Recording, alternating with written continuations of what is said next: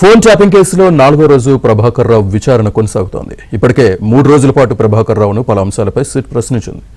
ఆధారాలు ముందుంచి ప్రభాకర్ రావును సిట్ విచారిస్తోంది. అయితే చాలా ప్రశ్నలకు ప్రభాకర్ రావు నోరు మెదపడం లేదని తెలుస్తోంది.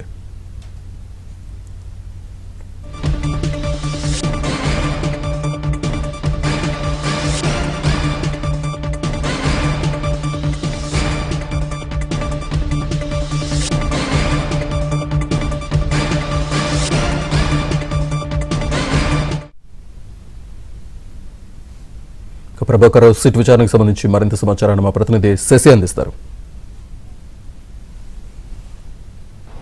ఫోన్ ట్యాపింగ్ కేసులో ప్రభాకర్ రావుకు సంబంధించిన 4వ రోజు కస్టడీ విచారణ ప్రారంభమైంది. ఇప్పటికే 3 రోజుల పాటు ప్రభాకర్ రావును సిట్ అధికారులు విచారించారు. ఈ 3 రోజుల విచారణలో కూడా ప్రభాకర్ రావు మౌనంగానే ఉన్నట్టుగా మనకు తెలుస్తోంది. ప్రధానంగా ఆధారాలను ముందుంచి విచారించేటటువంటి ప్రయత్నం చేసినప్పటికీ కూడా ప్రభాకర్ రావు నుంచి ఎలాంటి సమాధానాలు రావడం లేదనే ప్రస్తుతం మనకు అందుతున్నటువంటి సమాచారం. ఇప్పటికే ఇటు ప్రభాకర్ రావును గతంలో పలుమార్లు విచారించినప్పుడు ఆయన నుంచి కొంత సమాచారాన్ని సేకరించారు. ఆ సమాచారంలో ఉన్నటువంటి అంశాల ఆధారంగా విచారిస్తూ ఉన్నారు. ఇదే కాకుండా గతంలో కొంతమంది ఈ కేసులో అరెస్ట్ అయినటువంటి నేపథ్యంలో వారిచ్చినటువంటి స్టేట్మెంట్ల ఆధారంగా కూడా ప్రభాకర్ రావును విచారించేటటువంటి ప్రయత్నం చేస్తున్నప్పుడు ఆయన మౌనంగానే ఉంటున్నట్టుగా తెలుస్తోంది. సో మొత్తం ఈ కస్టడీ విచారణ అంతా కూడా ఆయన వినియోగించినటువంటి జీమెయిల్ ఖాతాలు కావచ్చు, ఐక్లౌడ్ ఖాతాలు కావచ్చు. సో ఈ రెండింటి అంశాల మీదనే ఈ రెండింటి అంశాలను బేస్ చేసుకునే ప్రజెంట్ సిట్ అధికారులు ప్రభాకర్ రావును విచారిస్తూ ఉన్నారు.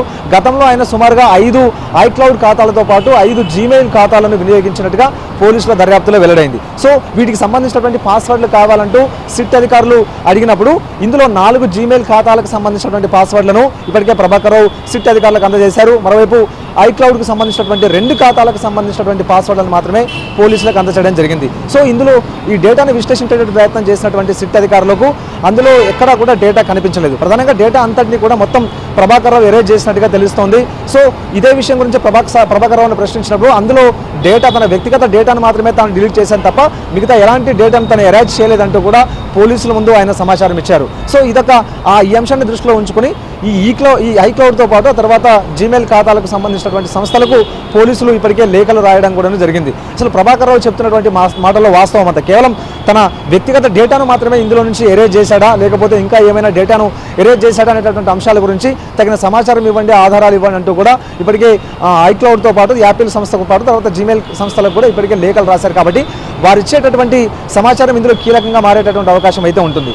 వారు అందులో డేటాను అందిస్తే మాత్రం ఖచ్చితంగా ప్రభాకర్ రావు కేవలం తన వ్యక్తిగత డేటాను మాత్రమే ఎరేజ్ చేశారా, లేకపోతే ఇంకా వేరే డేటా ఏదైనా ఉందా అన్నటువంటి అంశాల గురించి కూడా క్లారిటీ వచ్చేటటువంటి అవకాశం అయితే కనిపిస్తుంది. సో మొత్తానికి ఇదే కాకుండా తాను అమెరికాలో ఉన్నటువంటి సందర్భంలో ఒక ఐక్లౌడ్ ఖాతాను కూడా వినియోగించినట్టుగా తెలుస్తుంది. ఒక డివైస్లో ఈ ఐక్లౌడ్ ఖాతాతో లాగిన్ అయినట్టుగా ఇప్పటికే సిట్ అధికారులు గుర్తించారు. ప్రజెంట్ ఆ డివైస్ అమెరికాలోనే ఉంది. సో అందులో ఉండేటటువంటి డేటాను కూడా ప్రజెంట్ తెలుసుకునేటటువంటి ప్రయత్నం సిట్ అధికారులు చేస్తూ ఉన్నారు. సో ఏదేమైనప్పటికీ ఇప్పటివరకు 3 రోజుల కస్టడీ విచారణ పూర్తయినప్పటికీ కూడా ఆశించినంత స్థాయిలో ప్రభాకర్ రావు నుంచి సమాధానాలు రాలేదన్నట్టుగానే తెలుస్తోంది.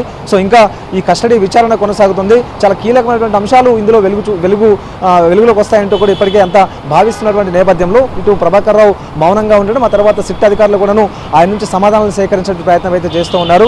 సో ఈ 7 రోజుల కస్టడీ ముగిసిన తర్వాత అనంతరం కస్టడీ ఇంకా పొడిగిస్తారా, లేకపోతే ప్రభాకర్ రావును అరెస్ట్ చేసి రిమాండ్ చేస్తారా అనేటువంటి అంశాల గురించి కూడా కోర్టు నిర్ణయం తీసుకునేటువంటి అవకాశం అయితే